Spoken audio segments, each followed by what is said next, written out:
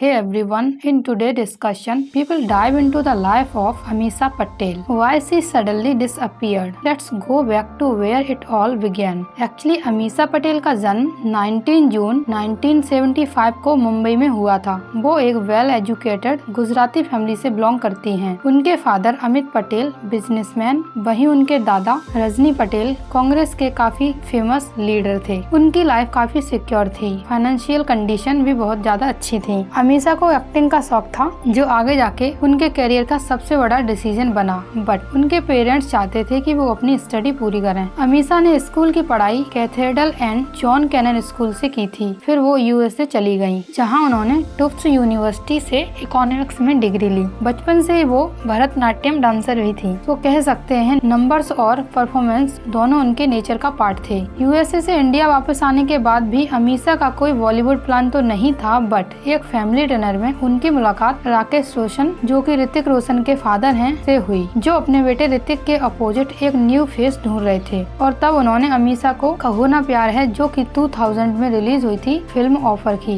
ये film superhit साबित हुई। ऋतिक इस मूवी के बाद काफी बड़े स्टार बन गए थे, वहीं अमीशा को भी लोग काफी ज्यादा पसंद करने लगे थे। इसके बाद अमीशा ने अगली फिल्म गदर एक प्रेम कथा, जो कि 2001 में रिलीज हुई थी, में काम किया। और वो मूवी कितनी ज्यादा सुपर डुपर हिट हुई थी, we all know that very well, जिसमें उनके सकीरा वाले रोल को लोगों के थ्रू काफी ज्यादा पसंद किया गया हुआ। बाद में वो हमराज, ये है जलवा, भूल भुलैया जैसे प्रोजेक्ट्स का पार्ट रही। सब लगता था परफेक्ट जा रहा है, बट असली कहानी तो अब शुरू होने वाली थी। 2004 में अमीशा ने अपने फादर अमित पटेल पर कुछ करोड़ रुपए की फाइनेंशियल फ्रॉड के लिए केस कर दिया। उन्होंने कहा कि उनके पैसे का मिसयूज किया गया है, बिना उनकी मर्जी के इन्वेस्टमेंट्स किए गए हैं। ये न्यूज मीडिया में बहुत ज्यादा चली, बिकॉज आज की बात भी करें तब भी इंडियन कल्चर में पेरेंट्स के अगेंस्ट जाना बहुत ज्यादा डिसरिस्पेक्टफुल माना जाता है। और जब अमीशा ने अपने फादर पर केस किया, तब तो सोसाइटी और भी ज्यादा कंजर्वेटिव थी, इसलिए लोगों के थ्रू उन्हें वो रिस्पेक्ट मिलनी कम होती जा रही थी, जो गदर के रिलीज होने के टाइम मिली। इस केस के बाद उनके माँ बाप से रिश्ते धीरे धीरे खराब हो गए और दुनिया ने उन्हें ट्रबल्ड स्टार कहना स्टार्ट कर दिया।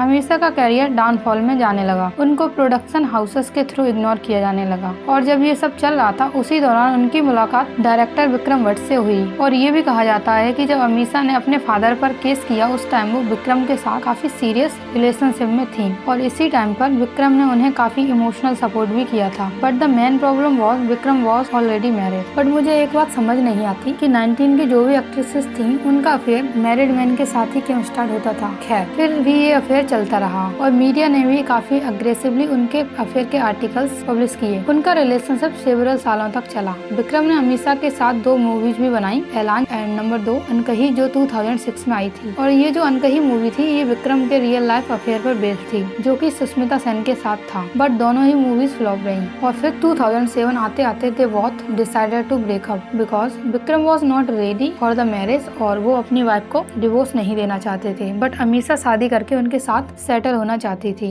विक्रम ने बाद में ये कन्फेस भी किया था कि our relationship damaged our careers, because Vikram Bhatt से अफेयर के बाद अमीशा ने दूसरे प्रोडक्शन हाउसेस को इग्नोर करना स्टार्ट कर दिया। मीडिया के अकॉर्डिंग धर्मा और यश राज प्रोडक्शन के कई ऑफर्स भी अमीशा ने रिजेक्ट किए थे, बिकॉज वो अपना टाइम सिर्फ विक्रम को देना चाहती थी, जिससे उनका सर्कल भी घटता जा रहा था। और ये भी उनके करियर में डाउनफॉल का एक रीजन बना। साथ ही जो स्ट्रॉन्ग कनेक्शन विक्रम भट्ट की वजह से थे, वो भी वीक होते जा रहे थे, जस्ट बिकॉज उनका ब्रेकअप हो गया था। सो 2011 में अमीशा ने अपना खुद का प्रोडक्शन हाउस स्टार्ट करने का ट्राई किया, बट इसका कोई खास रिजल्ट नहीं निकला और ना ही कोई मूवी आई जो उसके थ्रू बनाई गई। हालांकि कहा जाता है कि उनके प्रोडक्शन हाउस के अंडर देसी मैजिक नाम की फिल्म बनी, बट वो कभी रिलीज नहीं हो पाई। इन सब के बाद अमीशा फिर से इमोशनली काफी टूट चुकी थी और मीडिया से डिसअपियर सी हो गई थी। कुछ सालों बाद सडनली उनके कुछ फोटोशूट वायरल हुए, जहां उनका लुक काफी चेंज लग रहा था। She was drastically changed. People started making memes of her because of Botox, plastic surgery etcetera. इन सब ने भी उन्हें काफी डिस्करेज किया और ऐसे करके अमीशा ग्रेजुअली स्क्रीन से गायब हो गई। उन्हें ऑफर्स आने बंद हो गए, उनका नाम सिर्फ गॉसिप पेज तक लिमिटेड रह गया। लेकिन 2023 में अमीशा ने एक नॉस्टैल्जिक कमबैक किया, यस, गदर 2 के साथ। ऑडियंस ने उन्हें फिर से पसंद तो किया, लेकिन वो स्टारडम वापस नहीं मिला जो उन्हें गदर एक प्रेम कथा के टाइम मिला था। सो या that's all for today's discussion. Let me know your thoughts in the comment section and ऐसे ही कंट्रोवर्शियल एंड फॉरगॉटन पर्सनैलिटीज के बारे में जानने के लिए चैनल को सब्सक्राइब करें। Thank you.